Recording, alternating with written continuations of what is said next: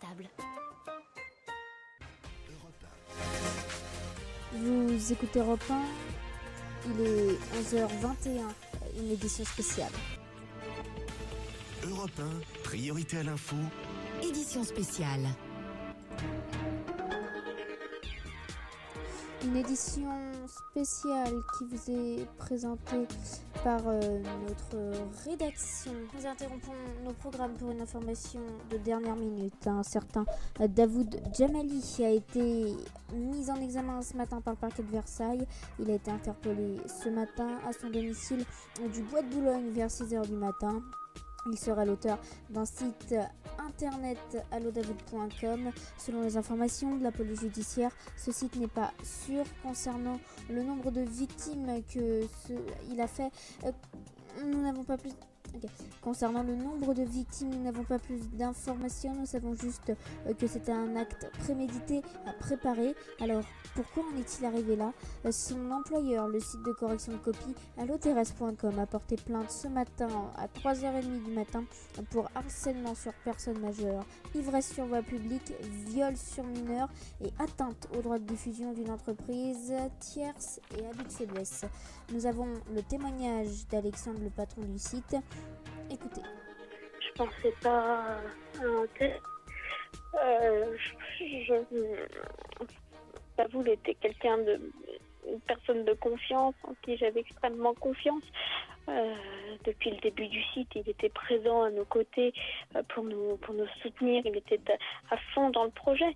Et ce sont des employés d'ailleurs de Twitter qui m'ont prévenu de certains tweets compromettants cette nuit. Et une chance que j'étais d'ailleurs plongée dans ces paquets de copies, parce que sinon, j'aurais pas pu me rendre compte et voilà.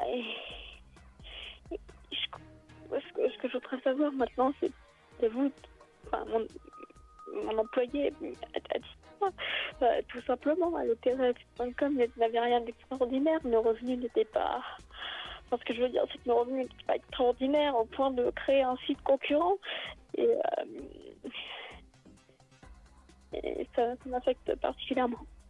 Et alors, vous, en tant que employeur de toutes ces victimes, Sandra, Monique, que ressentez-vous mais j'espère que Sandra, Monique, je pense aussi à Madame Brigitte, qui était là pour...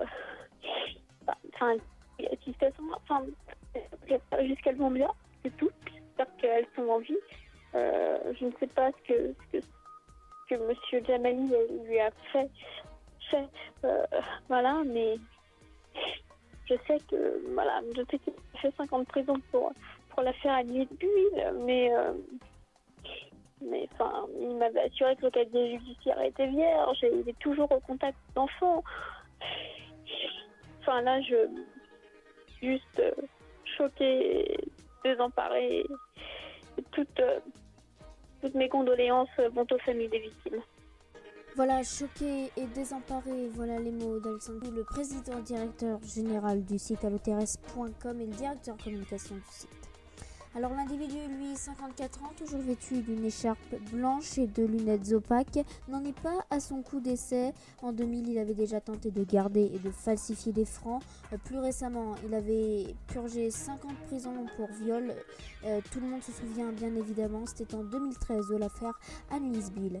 Voilà, sur Twitter, la police nationale demande de respecter les consignes données, à savoir ne pas se rendre sur le site allodavoud.com. Le site est toujours en cours de perquisition, en cours d'expertise pour vérifier le nombre exact de victimes et qu'est-ce que contenait vraiment ce site, les programmes, etc. Ne contactez pas surtout Davoud ni les filiales du site allodavoud.com, ils peuvent être dangereux. Voilà pour ce flash, c'est la fin.